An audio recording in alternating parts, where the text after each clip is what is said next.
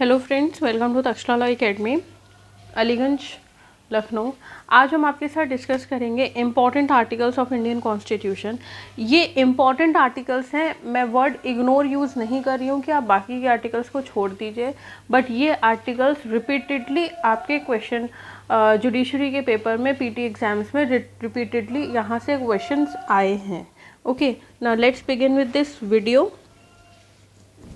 सबसे पहला है वो आर्टिकल 2 जो बात करता है admission and establishment of a new state. Article 3 formation of new state and alteration of area boundaries और names of existing states. I would suggest कि आप बैरेक्ट लेके बैठें अपने साथ एंड मार्क करते जाइए अपने बैरेक्ट में ही जो इम्पॉर्टेंट आर्टिकल्स हैं जो हम यहाँ पे डिस्कस कर रहे हैं। आर्टिकल 2 हो गया, article 3, then article 5 it's about the citizenship at the commencement of the constitution. Article 10 continuance of the rights of citizenship. Article 11 parliament to regulate the right of citizenship by law. Article 12 definition fundamental rights पे अब हम आगे हैं। And article 13 is law inconsistent with or in derogation of fundamental rights. Next है article 14 equality before law. Article 15 जो बात करता है prohibition of discrimination of the on grounds of religion, race, caste, sex and place of birth. Article 16 जो बात करता है equality of opportunity in matters of public employment. Article 19 आपकी बात करता है protection of certain rights regarding freedom of speech etcetera. Article 20 जो आपकी बात करता है protection in respect of conviction for offences.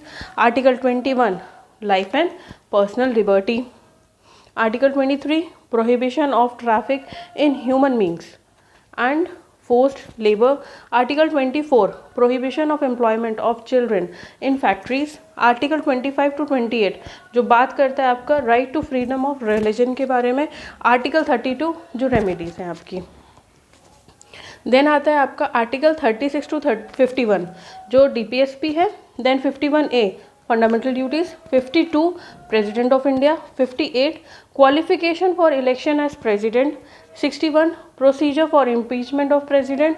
Article 73 extent of executive power of the union. Article 74 council of ministers to aid and advise president. Article 76 attorney general for India. Article 85 sessions of parliament, prorogation and dissolution. Article 101 vacation of seats. Article 102 disqualification for membership. Article 105 is about power privileges of the House of Parliament and of members and committees thereof. 110 very important money bill. Next आता है हमारा article 117 जो बात करता है special provisions as to financial bills. Then है article 123 जो बात करता है आपका power of president to promulgate ordinance during recess of parliament.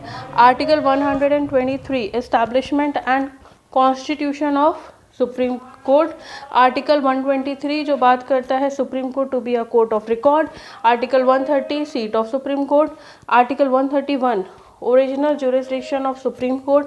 Article 132 appellate jurisdiction of supreme court in appeals from high court in certain cases. Article 133 जो बात करता है appellate jurisdiction of supreme court in appeal from high court in regard to civil matters. Okay, certain cases is 132 and for the specifically civil matters it is 133. Article 134 appellate jurisdiction of the Supreme Court in regard to criminal matters.